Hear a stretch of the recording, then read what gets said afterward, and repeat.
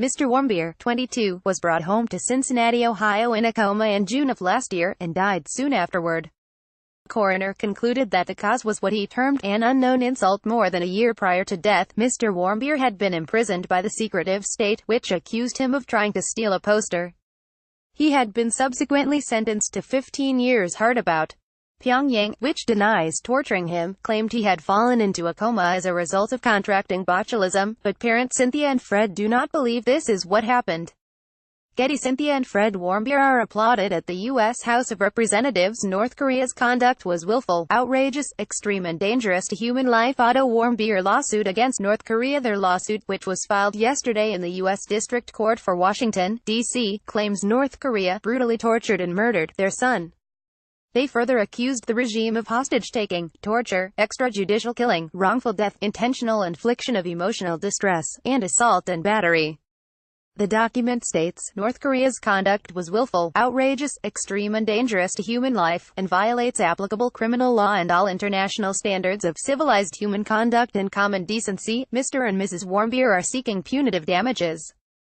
Getty. Otto Warmbier died after being returned from North Korea in a coma. The lawsuit comes just weeks before U.S. President Trump is due to meet with Kim Jong-un, and the day before the North Korean leader's historic summit with South Korean President Moon Jae-in in the demilitarized zone, which serves as a buffer between the two countries, which are still technically at war.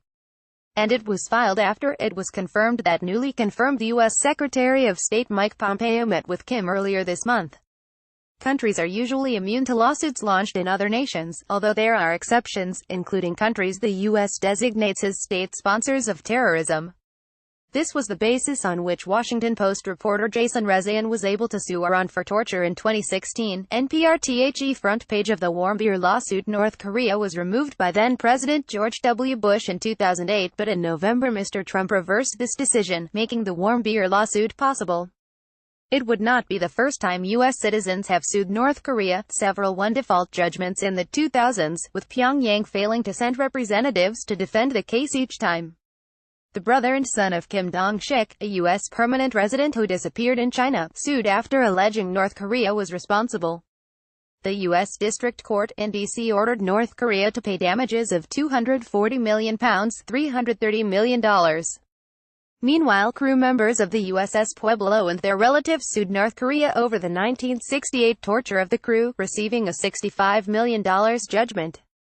However, getting the money to pay for these judgments is problematic. Federal courts do have the right to seize North Korean assets to pay for the judgments, but all such assets are already frozen. The crew members of the Pueblo never got a penny, and in the case of Kim Dong-shik, an attempt to mail a notice of default judgment to North Korea was returned as undeliverable.